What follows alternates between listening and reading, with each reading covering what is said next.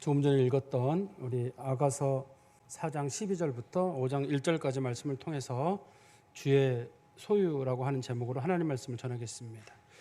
아가서를 전할 때 우리가 좀 반쯤 받잖아요. 전하다 보면 마음속에 좀 부담이 있습니다. 성도님들께서 보실 때 저 참 목사님도 좀 다른 본문을 전하면 좋겠는데 우리가 눈에 익숙한 얘기들을 들으면 은혜가 되잖아요.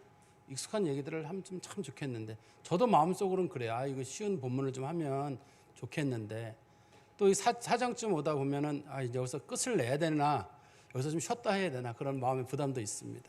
마음 같아서는 이게 쉬운 본문을 이렇게 쉽게 했으면 하는 바람도 있지만, 제가 말씀을 전하는 원칙 중에 한 가지는 성경은 66권이 다 하나님 말씀이기 때문에 그 전체를 다 전해야 된다는 그런 좀 부담감도 저한테는 개인적으로 있습니다.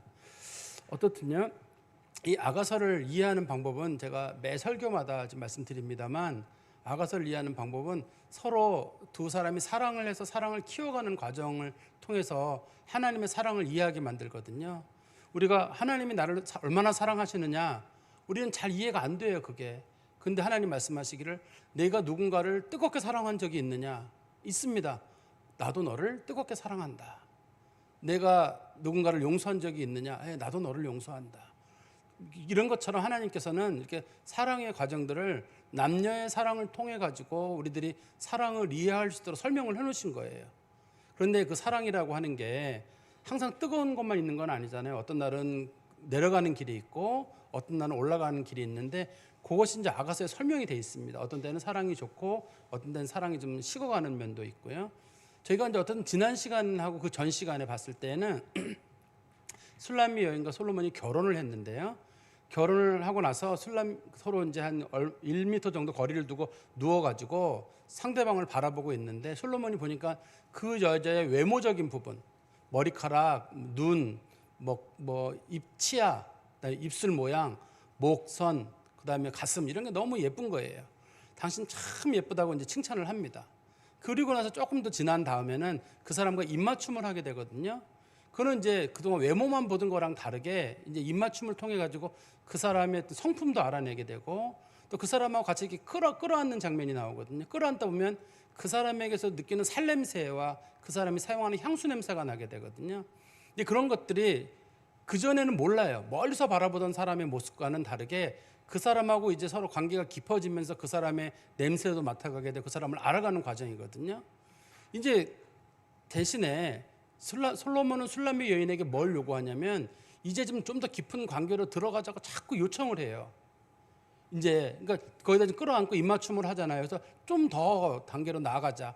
좀 더 단계라는 말은 둘이서 남은 게 성관계가 하나 남아 있는 경우입니다. 그런데 술람미 여인은 머뭇거려요. 왜 머뭇거리냐면, 내가 여기까지는 왔지만 이제 하나가 되는 그 순간에는 내가 가지고 있던 나의 자아라고 하는 건 무너지거든요. 이제 내가 그 사람 가서 서비스를 제공해야 되고 그 사람 심부름해야 되고 그런 것들을 해야 된다는 생각을 하니까 가기 싫은 거예요. 그래서 마지막까지 버티는 모습이 나오거든요. 그때 이제 솔로몬이 얘기하기를, 내가 너를 충분히 다 이해하고 내가 충분히 좋은 사람으로 살 수 있도록 내가 더 많은 것을 베풀어 줄 거니까 용기를 내라. 넌 이것도 멋있고 저것도 멋있지 않느냐. 다 잘할 수 있으니까 힘을 내라고 용기를 자꾸 주거든요. 그래서 지난 시간까지의 내용을 놓고 보면 솔로몬과 술람미 여인은 결혼하고 좋은 관계로 나아가는 과정 가운데 있습니다만, 이제 마지막 관계에서 멈춰 있는 거예요. 하나님과 하나가 되는 그런 과정은 그 여인이 마치 성도들이 원하지 않는 것처럼 당시에 이 여인도 솔로몬과 하나가 되는 과정, 그거 한 과정에서 계속 버팅기고 하는 그런 장면이 있는데요. 오늘 본문에서는 솔로몬과 술람미 여인이 성적 관계를 갖게 돼요. 우리가 우리나라 성경책을 읽어가지고는 잘 이렇게 와닿지 않습니다만, 그래도 성경에 나와 있는 소위 비유라든지 은유, 그런 표현 들어보셨죠? 그런 표현을 잘 보다 보면 두 사람이 성적 관계를 갖는구나. 그리고 둘이 관계를 갖고 나서 성적 관계를 가졌다는 걸 옛날 사람들은 이렇게 표현했구나. 잘 보시면 우리나라 사람들이 표현하는 거랑 비슷한 표현법이 들어있습니다. 이 안에도요. 부부 관계에 대한 표현들이 들어있거든요. 부부 관계에 대한 표현이 들어있고 나서부터 두 사람이 이제 성적 관계를 갖고 난 다음에 이제는 그 사람은 내 소유고 나는 그 사람의 소유예요. 이제부터는. 그래서 이제부터는 내가 그 사람의 소유가 됐고 그 사람도 내 소유가 됐기 때문에 내가 책임을 져야 돼요. 대신에 내가 내 인생의 주인이라고 더 이상 얘기해서는 안 돼요. 나는 그의 소유가 됐기 때문에 결혼이라고 하는 걸 통해 가지고 나는 이제 그의 소유가 되고 그 사람과의 어떤 관계 속에서, 그렇다고 종이 됐다는 뜻은 아닙니다. 이 소유라는 말을 하면 혹시나 종이라고 오해하기 쉬운데요. 우리 성경 말씀 하나 볼까요? 고린도전서 7장 3절 4절입니다. 고린도전서 7장 3절 4절에 보시면 남편은 그 아내에 대한 의무를 다하고 아내도 그 남편에게 그렇게 할지라. 아내는 자기 몸을 주장하지 못하고 오직 그 남편이 하며 남편도 그와 같이 자기 몸을 주장하지 못하고 오직 그 아내가 하나니. 이게 결혼을 하게 되면 이제는 남편도 내 맘대로 하면 안 돼요. 아내의 비위를 잘 맞춰줘야 되고, 아내도 마찬가지입니다. 남편의 비위를 잘 맞춰줘야 돼요. 그렇게 해야지 내가 결혼했다고 해가지고 옛날에 내 성품을 그대로 가지고, 대부분의 사람들이 그렇게 결혼하잖아요. 내 성품 그대로 가지고 또 내가 살았던 습성 그대로 가지고 와서 남편과의 관계 속에서 뭘 얻으려고 한다든지, 거꾸로 남자들도 내 성품 그대로 가지고 가서 내가 누릴 행복만 얻으려고 한다든지, 그렇게 결혼이 이루어지는 경우가 있거든요. 그거는 결혼이라고 하기 어렵죠. 결혼이 되는 그 순간에는 나는 많은 것들을 그 사람에게 양보를 해야 돼요. 사실 이 고린도전서 7장 3절 4절은 사실 부부의 성관계에 관련된 본문입니다. 사실은 성관계에 관련된 본문이어가지고 남편도 아내도 자기가 관계하기 싫더라도 남편이 하라 그러면 하고, 또 남편도 마찬가지로 아내를 위해서 배려를 해라. 사실은 그런 본문이에요. 원래 본문의 뜻은요. 그런 뜻이지만 그런 걸 떠났다 할지라도 우리 그리스도인들도 어떤 문제에 있어서든지 간에 우리가 주님과의 깊이 있는 관계로 들어가게 되면 그 다음서부터는 이제는 내가 내 인생의 주인이라고 하는 생각을 조금 버리고 주님이 내 인생의 주인으로서 자리를 잡을 수 있도록 내가 양보하는 것도 필요하거든요. 신앙이라고 하는 거, 하나님과 하나 됐다고 하는 얘기들은 엄청 많이 하잖아요. 우리는 주님과 하나가 되었습니다. 우리 안에 성령이 거하십니다. 이런 얘기들을 굉장히 좋아하고 많이 쓰긴 씁니다만, 그러면 성령이 너 안에 거한다는 말은 내 안에 성령이 들어왔다는 얘기잖아요. 그러면 성령은 그리스도의 영이기 때문에 그리스도의 영이 나를 지배하게 되면 나는 더 이상 내 인생에 내가 주인이 아니란 뜻이에요. 이제는 그러면 주님이 뭘 기뻐하시는 거를 깨닫고 주님이 원하시는 일을 해야 되는 것처럼, 부부도 마찬가지입니다. 서로가 서로 하나가 됐다 그러면 양보를 해야죠. 저 사람 뭘 원하지? 또 반대편 사람도 저 사람 뭘 원하지? 서로 그런 거를 알아가는 과정이 이제 오늘 본문에 기록이 되어 있습니다. 우리 12절 말씀해 보시면 내 누이 내 신부는, 아가서를 잘 보시면 나의 사랑 나의 어여쁜 자야라고 불려지는 건 결혼하기 전이에요. 결혼을 하게 되면 남자가 여자를 부를 때는 항상 내 누이 내 신부라고 부르는데, 이게 당시에 여자를 부르는 애칭이에요. 애칭으로 이런 용어를 사용했습니다. 그리고 뭐라고 부르냐면 12절에 잠근 동산이요 덮은 우물이요 봉한 샘이로구나. 여기서 동산, 그 다음에 우물, 샘, 다 여자의 성기를 표현하는 은어예요. 옛날 사람들이 여자의 성기를 부르는 말인데, 이게 대신에 이 성기에다가 그 용어가 뭐가 붙었냐면 다 앞에 잠근 동산, 덮은 우물, 봉한 샘, 이런 식으로 누구도 접근할 수 없는 거라고 지금 표현을 해놨거든요, 여기에. 그러니까 이 여자의 뭘 설명하려고 하냐면 아마 순결한 삶을 얘기하는 걸 거예요. 이 여자가 남편을 맞이하기 전까지는 절대 어떤 일도 하지 않았던 어떤 순결한 여인이다 하는 걸 성경이 설명하려고 할 겁니다. 근데 성경에서 일반적으로 동산이라는 말의 뜻은, 이 본문에서는 주로 여자의 몸을 얘기합니다만, 동산이라는 말을 쓰는 거는 주로 그 아주 평화롭고 행복한 삶을 얘기해요. 성경에서 동산하면 에덴 동산밖에 더 있나요? 특별히 언급된 게 에덴 동산밖에 없어요.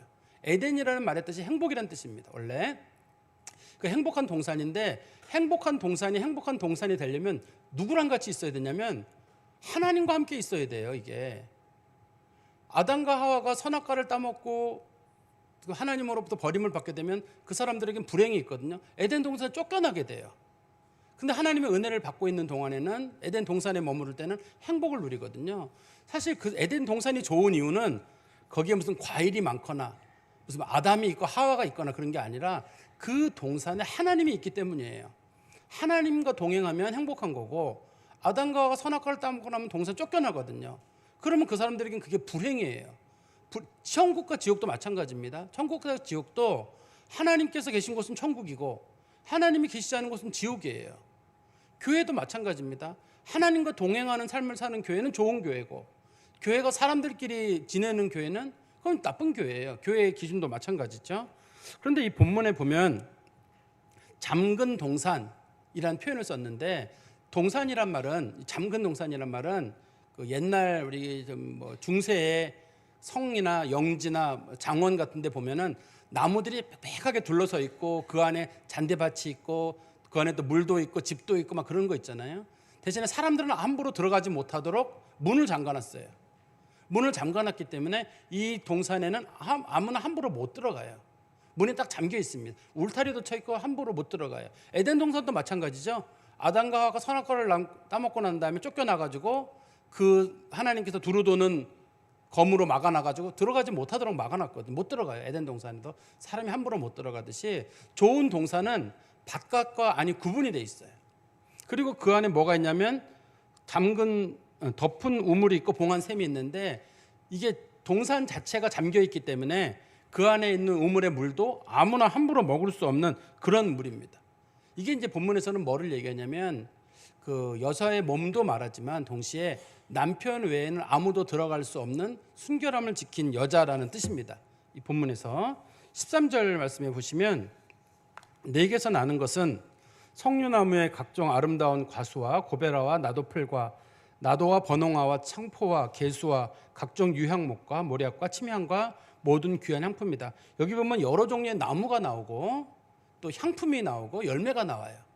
이게 좋은 동산의 기본적인 조건이에요. 좋은 동산에 나무 하나 없대더라, 잔디만 있대더라, 이렇게는 안 돼요. 옛날 사람들이 생각하는 좋은 동산에는 뭐가 있어야 되냐면 먹을 열매가 있어야 돼요. 좋은 풀이 자라야 되고, 또 거기에는 우물도 있어서 물도 그 안에서 스스로 해결할 수 있고, 그게 사람들이 생각하는 좋은 동산의 조건이에요. 그런데 요즘 사람들이 생각하는 좋은 것의 조건은 옛날 사람들하고는 좀 다를걸요. 한 10여 년 전인가 아이들에게 한번 물어봤어요. 너희들이 천국에 갔으면 꼭 있기를 바라는 게 뭐냐, 가장 좋은 건 뭐냐 그랬더니 게임기를 얘기하더라고요. 그 컴퓨터랑 게임이 있었으면 제일 좋겠다. 요즘 사람들이 생각하는 건 이제 그런 재미를 추구하는 어떤 건지 모르겠는데, 옛날에 사람들이 생각하는 건 먹을 수 있는 과일이 있고 새들이 노래하고 나무가 있고 각종 풀이 있고, 그게 가장 행복한 곳이거든요.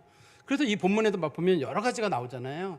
석류나무, 위에서는 석류가 나오는데 석류가 열리는 나무가 자라고, 그다음에 각종 아름다운 과수, 원문에는 맛있는 과수라고 되어 있는데, 맛있는이란 말의 뜻이 그걸 일부러 아름다운 말로 바꿨지만 사실 여자의 매력을 부르는 말이거든요. 여자에게는 다양한 매력이 있고, 고베라는 이스라엘에 자라는 빨간 꽃이에요. 이거 향수입니다. 이거. 그다음에 나도풀과 나도, 우리 신약 성경에서는 나도풀과 나도를 나드향이라고 불러요. 그 예수님께서 십자가를 지기 전에 마리아가 예수님 머리나 혹은 예수님의 다리에 부었던 그 향유 있잖아요. 그게 나드풀이라고, 나드향이라고 불려지는데, 나드향의 값이 그게 성경에 보니까 300데나리온으로 되어 있는데, 300데나리온이 요즘 가치로 한 3천만 원 정도 하거든요. 조그만 거 한 병에, 향수 한 병에. 그러니까 상당히 비싼 가치를 가지고 있는 거예요. 이 여자 몸에서 그런 냄새가 난다는 건 남자가 여자를 아주 매우 귀하게 본다는 뜻입니다. 지금. 그리고 번홍화라는 말도 요즘 용어로 번역하기는 쉬운 건 아닌데, 제가 사전을 찾아보니까 요즘 사람들이 말하는 샤프란하고 똑같은 것 같아요. 노란색 꽃이 피고 향기가 나고 그 안에는 소위 구근이라 그래가지고 알뿌리가 있는 그런 식물이에요. 요즘 사람들은 샤프란을 향수로 쓰기보다는 주로 섬유 세제로 많이 쓰죠, 사람들이. 그리고 개수가 나오는데, 개수는 계피예요. 계피인데 우리가 계피를 영어로 시나몬이라고 하거든요. 시나몬이라고 하는데 히브리어로는 키나몬이에요. 히브리어 키나몬에서 영어 시나몬이 나온 것 같아요. 히브리어 키나몬은 Q로 시작하거든요, 글자가. 근데 영어의 시나몬은 C로 시작하거든요. 그래서 여기서 나온 거예요. 계피라는 말이 아마 여기서 나온 표현 같아요. 그런데 이 계피나 창포 같은 것들이 단지 향수만 사용되는 게 아니라 제사장이 하나님 앞에 붓는 관유, 제물을 드릴 때 붓는 기름이 있거든요. 거기에 재료들이에요, 이게. 그래서 단순하게 향수만 부르는 게 아니라 하나님 앞에 예배 드릴 때 사용할 수 있는 그런 도구라는 뜻입니다, 이게. 그리고 각종 유향목은 각종 향수와 그다음에 모략과 침향과, 특별히 이 모략도 아주 비싼 약이고 향수고, 침향은 인도에서 나라는 거예요. 당시 인도에서만 자라는 거라서 이것도 아주 값비싼 겁니다. 그리고 귀한 향품이다. 여자의 몸에서 이런 남자가 여자의 몸에서 이런 여러 가지 정도의 매력을 느끼고 있다고 설명하고 있거든요. 그러니까 이게 성경에서 영적인 차원에서는 어떤 의미냐면 하나님과 함께 지내는 성도들이 누리는 다양한 행복이란 뜻일 거예요. 이 여인에게서 이렇게 여러 가지 향기 냄새가 나고 있는데 그 여자에게서는 이 여자는 다른 사람들이 알 수 없는 특별한 어떤 행복, 다른 사람들이 줄 수 없는 그 행복과 향기를 가지고 있는 그 여자예요. 그런데 이 본문에 보다 보면 이런 표현이 있습니다. 내게서 나는 것은 이라는 말이 있잖아요. 13절 앞에 보시면 내게서 나는 것은 이라는 말의 뜻이 원래 우리나라 말은 내게서 나는 것이지만 이게 히브리어의 문장을 잘 이렇게 단어를 잘 보면 성경에서 보면 물된 동산 같다 한때 그거랑 똑같은 단어가 사용돼요. 그래서 정확하게 우리나라 말로 문장을 다시 막 바꿔서 말하면 너는 물된 동산이라 그러므로 석류나무와 각종 아름다운 과실과 이렇게 표현이 돼야 되거든요. 물된 동산이란 말은 하나님께서 거기다가 물을 주시고 은혜를 베푸셔가지고 어떤 것도 부족하지 않는 동산, 이사야서 58장 11절부터 나오는 말씀이거든요. 하나님께서 은혜를 주시는 동산에는 항상 거기엔 나무가 있어요. 풀이 있고 향수가 있거든요. 그래서 하나님께서 주시는 은혜를 누리는 곳, 그것이 성경에서 말하는 가장 좋은 동산이라고 설명할 수 있을 것 같습니다. 그러면 이 향수들은 여자에게서 나는 거잖아요. 여자에게서 나는 매력들인데 여자가 이 매력을 가지고 있는 매력과 향수들은 왜 이 향수를 뿌렸냐면 남자가 좋아하는 향이에요. 이게 왜 가끔 보면 어떤 분이 여자분이 향수를 뿌렸는데 자기 좋아하는 향을 뿌린 여자가 있을 수가 있고 남편이 좋아하는 향수를 뿌리는 사람이 있을 수 있을 거예요. 근데 원칙적으로는 제가 남편을 좋아하면 남편이 무슨 향수를 좋아하는지 물어보고 그 향수를 뿌려야 되는데 자기가 좋아하는 냄새를 뿌렸는데 남편은 그 향수를 싫어할 수가 있단 말이에요. 근데 이 여자는 지금 여자가 몸에서 여러 가지 향료가 나는 향수의 냄새가 나는데 남편이 보면서 그 향수 냄새가 참 좋다고 얘기하는 거란 말이에요. 그러니까 남편이 좋아하는 냄새가 그 여자에게서 지금 나고 있는 거거든요. 이거를 우리 영적인 차원에서는 성령의 열매라고 합니다. 그러니까 그리스도께서 성도들과 함께 지내고 하나님께 은혜를 베푸심을 통해 가지고 성도들에게서 다양한 정도의 어떤 그 성도로서의 삶에 관한 것들이 거기서 나오는 거예요. 우리 성령의 열매에 관련된 내용들은 갈라디아서 5장 22절 23절 제가 읽어드리겠습니다. 오직 성령의 열매는 사랑과 희락과 화평과 오래 참음과 자비의 양성과 충성과 온유와 절제니 이 같은 것을 금지할 법이 없느니라. 이 같은 것을 성령의 열매를 금지할 법이 없다는 말은 이거는 성도들에게서 당연히 나타나야 된다는 뜻이에요. 그러니까 성령의 열매가 성도들에게서는 당연히 열매로 나타나야 되는 겁니다. 그러면 이 성령의 열매를 바라보는 우리 시선이 좀 달라져야 되는데 어떤 분들은 나는 성령의 열매가 뭔지 알아. 성령의 열매는 9가지인데 사랑과 희락과 화평과 자비와 충성과 온유와 절제 뭐 이렇게 해가지고 나 그 9가지를 알아. 그게 성령의 열매를 아는 게 무슨 의미가 있어요? 그게요. 성도들에게서 하나님의 성품이 드러나느냐가 좋잖아요. 하나님이 원하시는 성품이 그에게 드러나느냐가 중요한 거지. 내가 그 성령의 열매를 알면 뭐예요? 근데 이 성령의 열매는 성도들에게 자연스럽게 드러나야 되는 거거든요. 예를 들어 첫 번째가 사랑이다. 그러면 진짜 불쌍한 사람 보고 그냥 지나가면 안 돼요. 불쌍한 사람 보고 지나가면 성도 아닌 거예요. 나는 성도긴 성도고 기도도 많이 하긴 하는데 나는 불쌍한 사람하고 돈 주는 건 싫어요. 그러면 그건 사랑 아니에요. 그래도 나는 사랑은 마음은 있는데 물질로는 안 주는 것뿐이 나는 사랑은 성도 아니에요. 성경에서는 하나님께서 불쌍한 사람 그냥 지나가지 않으시거든요. 하나님께서 하나님의 마음을 가지고 그 사람을 대하는 거예요. 그렇기 때문에 자기랑 사이가 좋은 사람만 대하느냐? 그렇지 않아요. 자기랑 사이가 나쁜 사람도 사랑하는 것이 사랑이에요. 자기를 사랑하는 사람들, 어떤 사람들은 나는 내 자녀들을 얼마나 사랑하는지 모릅니다. 나는 내 남편을, 나는 내 부모를. 본능이에요. 남편, 자식 사랑하는 건 본능입니다. 이걸 가지고 나는 내 자식을 너무너무 사랑합니다. 이기심이에요. 내 식구만 사랑하는 거, 이게 무슨 큰 대단한 것처럼 보입니다만 이거 누구나 하는 일이고 흔한 얘기로 동물들도 하는 일이고 안 믿는 사람들도 하는 일입니다. 이거는 이걸 가지고 사랑이라고 하지 않고 정말 불쌍한 사람 그냥 지나가지 않고 나랑 적대적인 사람들, 분명히 저 사람 나한테 험하게 하는데도 불구하고 그 사람을 순수한 마음으로 사랑하는 거예요. 이거 예수 믿는 사람만 할 수 있는 거예요. 하나님이 이걸 우리에게 원하시는 거거든요. 그래서 우리가 우리 삶을 통해서 성령의 열매가 드러날 때 이게 드러나야 되는 거지, 9가지 열매를 외운다는 게 무슨 소용이 있어요. 또 뭐 희락이다. 희락이란 즐거움이잖아요. 좋을 때만 즐거워하는 게 아니라 슬플 때도 즐거워하는 거예요. 하나님을 사랑하고 하나님을 믿기 때문에 하나님의 마음으로 하나님의 뜻이 있겠지, 이걸 통해서 하나님이 원하시는 게 있겠지 하고 하나님 앞에 맡기기 때문에 그 나름대로 즐거움을 누릴 수 있는 거예요. 평화도 마찬가지입니다. 평화도 나랑 사이가 나쁘고 또 나랑 다툰 사람에 대해서도 내가 그리스도의 마음으로 그 사람에게 가서 진실한 마음으로 대하고 그 사람에게 때로는 용서를 구하고 그 사람이 잘못했음에도 불구하고 평화를 위해서 내가 먼저 미안하다고도 말할 줄 알고, 원래는 그 사람이 잘못했으면 그 사람이 사과를 하고 와야 되지만 우리가 평화를 추구하는 사람들은 너그럽게 덮어주고 감싸주는 게 평화거든요. 또 이 성령의 열매에 보면은 충성이라고 하는 게 있는데요. 성경에서 말하는 충성은, 성령의 열매의 충성은 신실함입니다. 일반적으로 신실함이란 건 거짓하지 않고 신실한 마음이에요. 예수 믿는 사람들을 바라볼 때 사람들이 어떻게 보느냐도 중요해요. 정말 예수 믿는 사람들은 진짜 거짓말하지 않는다, 저 사람들은 진짜 믿을만하다. 나는 아무리 어떤 회사 어떤 운영을 할 때에도 중요한 직책에는 예수 믿는 사람 세운다. 그게 우리 사회의 통용이 될까요? 제가 옛날에 남아공에 산 적이 있었는데요. 제가 거기서 우리가 흑인 메이드를 썼는데 사람들이 목사님 메이드 쓰면 돈이 많았나 보다 싶은데 꼭 그런 건 아니에요. 거기서는 한 달에 한 15만 원 정도 내는데 그분들을 써야지만이 저희가 안전도 보장이 되거든요, 여러 면에서. 그래서 이제 쓸 일이 있었는데요. 그래서 이제 근데 사람들을 고용할 때 어떻게 고용할지 모르잖아요. 그래서 우연히 그냥 자기 일하고 싶다 그래서 어떤 사람이 저희 집에 왔어요. 그래서 일하라고 했어요.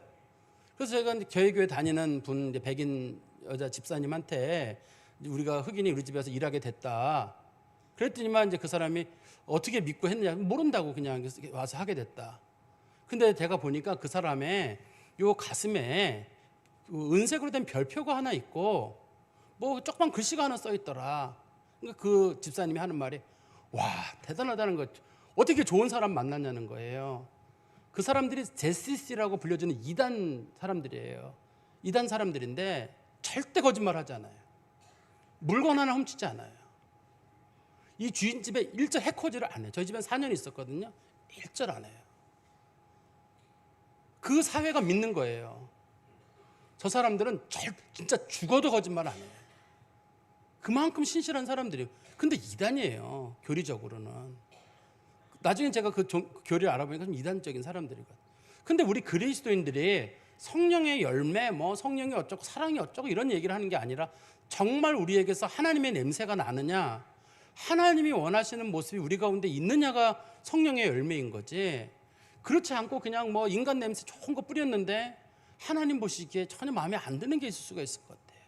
지금 이 본문에서는 여자에게 좋은 냄새가 나는데 남자가 그 냄새를 맡으면서 냄새가 너무 좋은 거예요. 당신에게는 어떻게 이렇게 좋은 매력이 있느냐, 참 당신 참 멋지다, 이렇게 설명을 하는 거거든요. 마치 여호와의 물된 동산 같다, 하나님이 당신에게 모든 은혜를 주신 사람 같구나, 당신 참 복되다, 이렇게 설명을 하고 있습니다. 근데 이 동산은 다시 15절에 보시면, 너는 동산의 샘이요 생수의 우물이요 레바논에서부터 흐르는 시내로구나. 여기 샘이나 우물이나 시내란 말은 전부 다 생명을 나타내거든요. 행복의 원천이란 뜻이에요. 당신이 모든 행복의 원천이, 내게 행복을 주는 분은 당신이고 나는 당신으로 행복하다는 뜻인데요. 특별히 레바논이라는 말이 이스라엘 북쪽에 있는 지역이잖아요. 이스라엘 북쪽에 있는 지역인데 그 에스겔서 37장 8절 9절에 보면 이게 이제 주로 에스겔 39장이 아수르 지역을 설명하거든요. 그 지역이 여호와의 동산 같고 여호와의 집 같다라는 표현이 거기에 나와요. 그래서 레바논에서부터 뭔가 물이 내려온다는 건 하나님으로부터 신령한 물이 내려온다는 뜻입니다, 이 원문에서는. 그렇지만 그냥 단순하게 남녀의 얘기로만 놓고 보면 당신은 정말 내게 행복을 주는 행복의 원천이다, 그리고 난 당신 때문에 행복을 누린다, 이렇게 성경이 남자가 여자에 대해 설명을 하고 있거든요. 여기 본문에서 말하는 동산의 영적인 의미는 하나님의 집이에요. 여호와의 집이거나 교회를 부릅니다. 그것은 어떻게 알 수 있냐면 우리 시편 92편 12절, 13절, 14절에 보시면요. 시편 92편 12절부터 14절입니다. 의인은 종려나무 같이 번성하며 레바논의 백향목 같이 성장하리로다. 이는 여호와의 집에 심겼으며 우리 하나님의 뜰 안에서 번성하리로다. 그는 늙어도 여전히 결실하며 진액이 풍족하고 빛이 청청하니. 여기 보면 여기 본문에서 하나님의 여호와의 집 혹은 하나님의 뜰 이렇게 나오잖아요. 이게 하나님의 성전을 부르는 일반적인 명칭인데요. 거기에는 각종의 나무가 있다는 거예요. 실제로 나무가 없습니다, 성전에는. 그런데 이게 하나님의 나무를 설명하고 있는 것은 하나님이 사랑하시는 하나님의 은혜와 하나님이 주시는 복이 가득하다는 뜻일 거예요. 이 본문에서도 동사는 교회를 말하거든요. 교회는 하나님께서 은혜를 주시는 곳이에요. 그런데 교회가 교회다우려면 에덴 동산다우려면 하나님과의 관계가 있어야 되듯이 교회도 교회다우려면 하나님과의 가까이 있는 모습이 있어야 돼요. 우리가 꼭 기억해야 될 게 있거든요. 에덴 동산에서 아담과 하와가 쫓겨났다고 뭐 달라진 건 없어요. 단지 하나님과 거리가 끊어지는 거거든요. 하나님과 관계를 가까이 하는 사람들은 에덴 동산에 사는 사람들인 거고, 천국도 마찬가지고 지옥도 마찬가지예요. 천국은 하나님과 함께하는 곳이고 지옥은 하나님과 거리가 멀어지는 곳이에요. 하나님과 거리가 멀어진 건 지옥이거든요. 우리 성도들은 생명이 되시는 그리스도를 교회에서 만나고 교회에서 은혜를 누리고, 하나님은 교회에서 은혜를 베푸신다는 뜻이에요. 교회에서 성도들은 은혜와 각종 하나님이 주시는 복을 누리고 살아가는 것입니다. 그래서 우리가 이 교회를 오늘날의 에덴 동산이라고 부르고, 교회를 영적인 차원에서 천국이라고 저희가 부르는 거예요.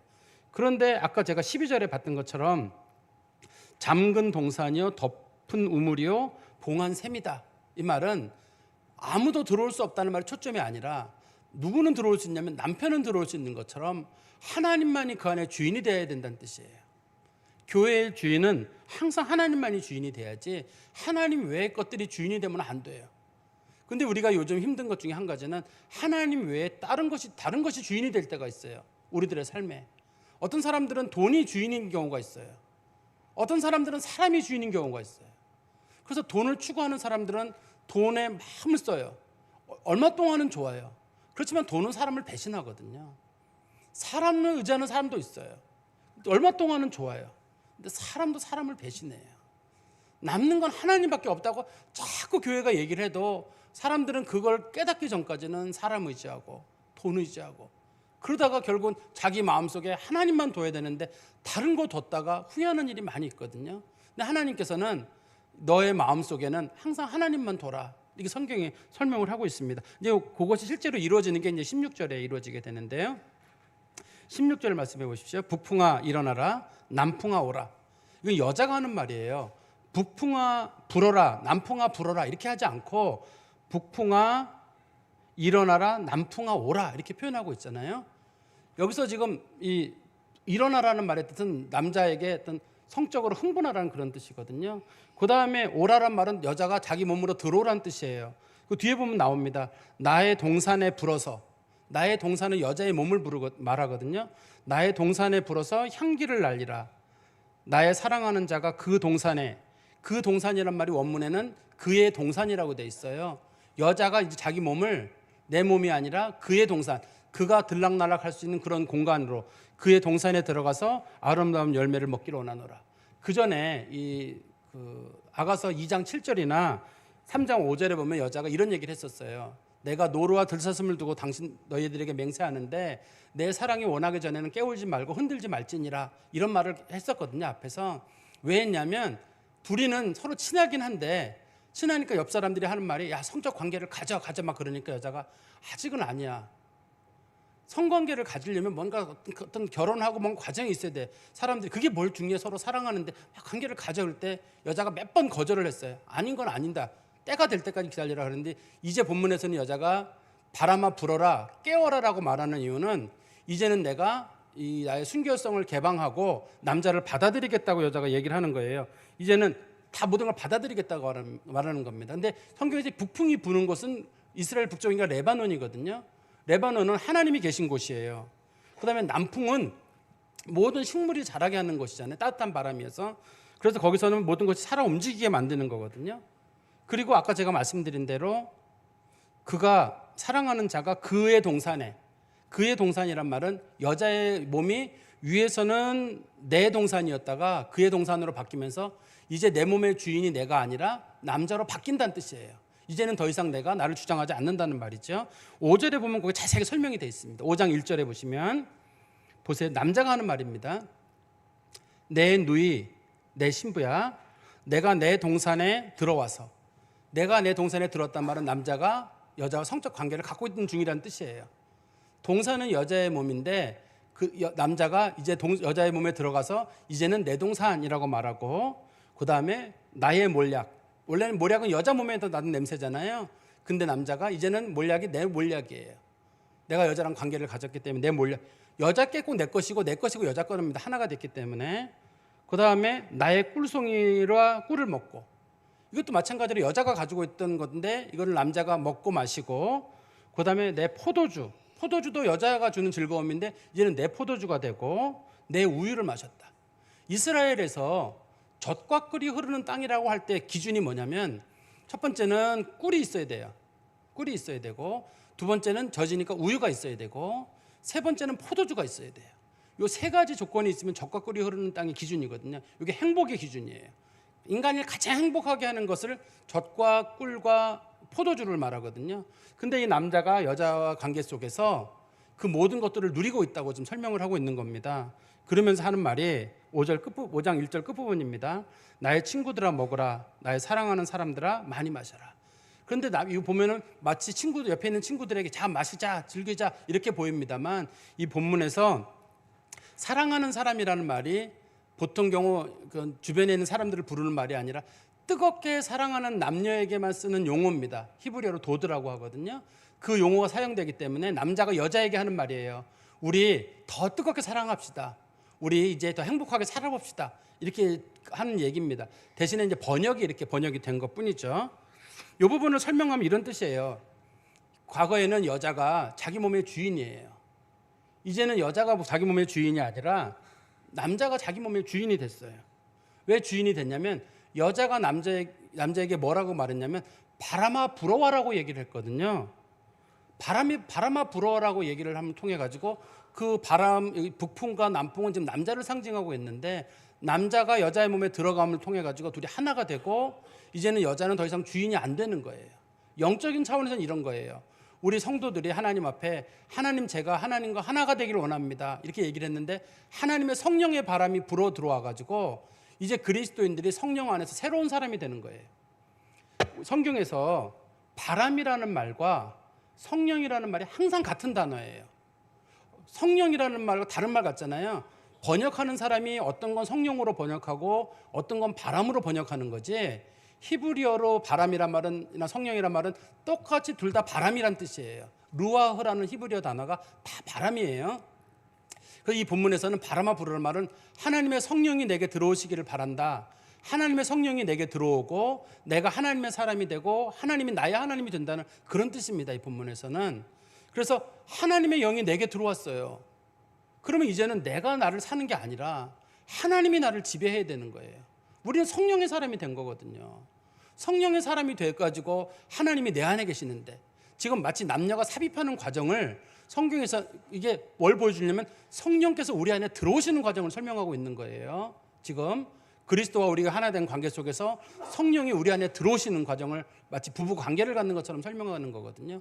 하나님의 성령이 우리 안에 들어와서 하나님이 우리 안에 거하시기 때문에 이제는 하나님의 성령에 따라 우리는 움직이는 사람이에요. 우리가 하나님의 성령, 뭘 하나님이 기뻐하시는가, 하나님이 원하시는 게 뭔가, 그것이 성령의 열매라 그러면 성령의 열매가 맺혀져야 되고, 사랑을 하든지 즐거운 마음을 갖든지 선행을 베풀든지 충성된 삶을 살든지 용서하는 삶을 살든지 간에 하나님이 원하시는 게 무엇인지를 알고 실천하는 것이 성도들의 삶이 돼야 됩니다. 그리고 또 한 가지 기억할 것은 우리들의 삶의 주인이 바뀌었다는 거예요. 이제는 바뀌었기 때문에 이제는 여자도 그 자기 몸을 내 몸이라고 하지 않고 그의 몸이라고 불러요. 그의 동산이라고 말하고, 남자도 여자의 몸을 그녀의 동산이라고 부르지 않고 내 동산이라고 부르거든요. 하나님이 우리의 주인이 됐기 때문에 우리는 이제 하나님을 주인으로 섬기고 살아가는 거예요. 우리 그리스도인들이. 우리가 주님을 부를 때 주님 이렇게 부르잖아요. 그 말은 다른 말로 말하면 나는 종이고 노예란 뜻이에요. 내 의견을 주장하지 않겠다는 선언입니다. 이게 우리는 주여 나를 도와주십시오 하지만 그 주여란 말 속에 주님, 제가 저의 권리와 모든 것들을 다 주님 앞에 내려놓습니다. 시키는 대로 하겠습니다. 제가 당신을 사랑하는 만큼 당신에게 내가 모든 권리를 이양하겠습니다. 성경에서 예수님이 우리를 구속했다고 할 때 구속이라는 말의 뜻이 법적인 용어로는 사람들을 묶어가지고 구금하는 걸 부르는 말이지만 성경에서 구속이라는 말은 둘 다 구자도 그렇고 속자도 그렇고 앞에 조개 패자가 들어가요. 돈 주고 산다는 뜻이에요. 구속이라는 말의 뜻이. 예수 그리스도의 피값으로 우리를 돈 주고 샀다는 뜻이 구속이에요. 우리를 돈 주고 샀기 때문에 이제는 우리의 주인이 누구냐? 예수님이에요. 그리고 예수님은 돈 주고 산 다음에 우리의 마음속에 뭘 주셨냐면 성령을 주셔가지고 주님 앞에 순종하도록 만들어 놨거든요. 그래서 그리스도인들이 자기를 주장하면 안 돼요. 우리 성경 말씀 하나 보실까요? 로마서 14장 7절 8절 말씀 보시면 사도 바울이 로마의 교인들에게 한 말입니다. 로마서 14장 7절 8절입니다. 우리 중에 누구든지 자기를 위해 사는 자가 없고 자기를 위해 죽는 자도 없도다. 우리가 살아도 주를 위하여 살고 죽어도 주를 위하여 죽나니 그러므로 사나 죽으나 우리가 주의 것이로다. 제가 다시 한번 읽어드릴까요? 우리 중에 누구든지 자기를 위해 사는 자가 없고 자기를 위해 죽는 자도 없도다. 우리가 살아도 주를 위하여 살고 죽어도 주를 위하여 죽나니 그러므로 사나 죽으나 우리가 주의 것이로다. 예수 믿는 사람 중에 자기를 위해 사는 사람은 없대요. 그런 적을 본 적이 없답니다. 예수 믿는 사람 중에 자기 맘대로 사는 사람은 본 적이 없다는 거예요. 사도 바울이에요. 사나 죽으나 우리는 주의 것이기 때문에 주님이 뭘 기뻐하시는가 그 생각을 잘하면서 어떻게 하는 게 주님이 기뻐하시는 일일까, 그것을 우리가 생각하면서 살아야 되는 것들이 우리가 살아야 되는 삶의 태도일 거예요. 우리가 소유가 바뀌었다는 걸 우리가 좀 기억하실 필요가 있습니다. 그리고 또 한 가지는 우리가 주님과의 깊이 있는 단계로 나아가려면 연애만 하면 안 되잖아요.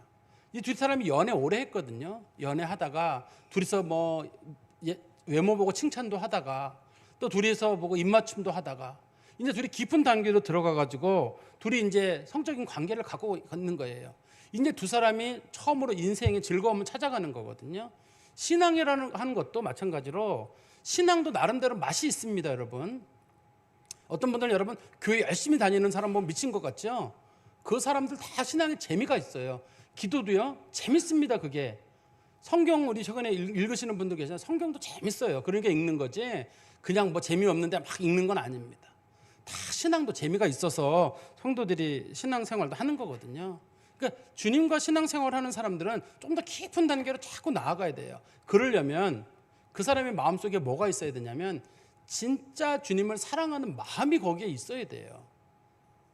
하나가 됐으면 성령 안에 거한다면 진짜 주님을 사랑하는 마음. 아마 여러분 이런 얘기 들어보셨을 거예요. 우리 여기서 부산까지 가장 빨리 가는 방법이 뭐냐? 어떤 분들은 SRT가 제일 빠르다. 어떤 분들은 아마 KTX가 빠르나? 어떤 분들은 비행기가 빠르나? 이렇게 얘기할지 모르겠어요. 가장 빨리 가는 방법은 사랑하는 사람하고 얘기하면서 가는 거예요. 예? 연락이 왔나 본데 저기. 음악 들으면서 가면 더 빠르겠죠. 어떻든 사랑하는 사람하고 얘기를 나누면서 가면 금방 가요. 근데 싫어하는 사람하고 가면 그렇게 안 가요. 인생도 마찬가지예요. 신앙생활도 정말 주님을 사랑하고 그분에 대한 마음이 있고 그분의 마음을 좀 깨닫고 그분 뜻대로 살아가려는 그런 마음을 가지고 마음을 다 하다 보면 정말 인생 살아가는 게 즐겁고 신앙생활도 나름대로 재미가 있어요. 그러면은 우리가 인생이 앞으로 남은 기간이 얼마나 할지라도 즐거운 마음으로 인생을 살아갈 수가 있거든요. 그리고 그 사람들이 그 주님을 사랑하는 사람들은 주님을 위해서 목숨을 바칠 수도 있어요. 저희가 어저께 장로님들이랑 순교자 기념관에 다녀왔었는데요. 그때 보니까 많은 그리스도인들이 목숨을 바쳤어요. 근데 생각해 보기를 과연 우리가 과연 목숨을 바칠 수 있을까? 제가 장로님들께 그런 말씀을 드렸거든요. 저나 장로님들은 목숨을 바칠까 말까로 고민할 수 있는 위치에 있지 않습니다. 그 순교 자리에서 목사가 도망가면 그거 얼마나 꼴불견입니까? 장로님들 도망가면 망신입니다. 우리는 도망가지도 못하고 우리는 죽어야 되는 게 정상인데 다른 성도들 잘 죽을 수 있도록 우리가 본을 보여야 합니다. 그런데 옛날 성도들은 어떻게 목숨을 버리는 게 할 수 있었을까요? 그 잔인한 방법으로 사람을 죽이는데 어떻게 할 수 있었을 거예요? 그것도 해답은 예수님을 사랑하는 마음이에요. 잘 생각해 보세요, 여러분. 여러분들의 자녀가 장기가 고장났어요. 근데 누가 하나가 기증을 해야 된대요. 할 수 있습니다. 우리가 할 수 있어요. 당신 그거 기증하면 죽어. 할 수 있다니까요. 사랑하면 할 수 있다니까요. 이거요. 내 남편, 내 아내가 정말 사랑하잖아요. 장기 하나 떼주는 게 아무렇지도 않아요. 내가 내 자식 사랑하면 내 장기 하나 떼주고 내 생명 끊어줘도 할 수 있다니까요. 물에 빠진 애들 구하려고 달려들어서 구하고 할 수 있다니까요. 우리가 사랑하기 때문에 할 수 있는 일이에요. 할 수 있는 일인데 주님을 정말 사랑하는 사람들은 할 수 있어요. 목숨을 내놓고 죽는 일 가운데도 두렵지 않아요. 그렇지 않은 사람, 사랑하지 않은 사람들은 아까워요. 내 인생 내가 왜 죽어야 돼요? 아깝거든요. 우리가 주님과 사랑의 관계를 그냥 구경하는 관계가 아니라 좀 깊은 단계로 들어가서 깊이 있는 사랑의 마음으로 가다 보면 인생도 나름대로 재밌어요. 왜냐하면 주님과 가는 길이기 때문에, 내가 그분을 사랑하기 때문에 신앙생활도 재밌고 교회 오는 것도 재밌고 말씀 보는 것도 재밌고 주님 설교 뭐 하는 것도 재밌고 다 재밌어요. 인생을 가장 재밌게 사는 방법은 주님을 정말 사랑하고 하나님을 진짜 사랑하는 마음으로 사는 거고, 또 우리가 가깝게 있는 배우자나 아이들을 진짜 사랑하는 마음으로 가면 인생도 재밌어요. 그 나름대로. 그런 것처럼 여러분들도 마음속에 내가 하나님을 진짜 사랑하고 예수님을 진짜 사랑하는 마음이 우리 가운데 있도록, 어떻든 성령께서 우리 가운데 감동을 주셔서 성령이 우리 안에 거하신다고 말하잖아요. 성령이 우리 안에 거하시고 우리 안에 역사하시거든요. 그리고 우리들에게 성령의 열매를 주시고 살아가도록 하시는데, 그런 건 둘째 치더라도 우리들 마음속에 내가 주님을 진짜 사랑해야 되겠다, 그 마음이 자꾸 우리가 기도하고 묵상하는 가운데 그 마음이 우러나요. 그러면 내 목숨도 소중하지만 주님이 더 소중하고, 내 인생도 소중하지만 주님이 더 소중하다는 게 딱 마음에 어느 날 그래 이거야 라는 생각이 딱 잡히는 그 순간이 있어요. 그러면 그때는 주님께서 뭘 내놓으라 하더라도 내놓는 것도 어렵지 않고 죽는 것도 두렵지 않습니다. 여러분들이 주님의 소유가 됐거든요. 여러분들 주인이 바뀌었어요. 이제는 여러분들이 사는 것이 아니라 내 안에 그리스도가 살아야 되는 거예요. 주님을 정말 사랑하는 마음으로 살아가는 성도 되시기를 간절히 소망합니다. 기도하겠습니다. 하나님 아버지, 주님 은혜 감사합니다. 바라옵건대 저희들에게 더 큰 은혜를 베풀어 주셔서 이전보다 주님을 깊이 사랑하게 하시고 우리를 사랑하시는 예수 그리스도를 깊이 깨닫는 자들이 되게 하여 주시옵소서. 우리가 주의 사랑 다 이해하지 못해도 주의 사랑을 조금이라도 깨닫고 이해하고 받아들인다면 우리 믿음의 선배들이 그러했던 것처럼 우리들도 우리들의 생명을 주님 앞에 바칠 수 있음을 믿습니다. 하나님 아버지, 주님을 깊이 사랑함으로 천국을 바라보게 하시고 인생의 문제들도 주님을 사랑하는 가운데 아무것도 아닌 것처럼 툴툴 털어버릴 수 있는 믿음의 용기도 우리 가운데 있게 하여 주시옵소서. 예수 그리스도의 이름으로 기도하옵나이다. 아멘.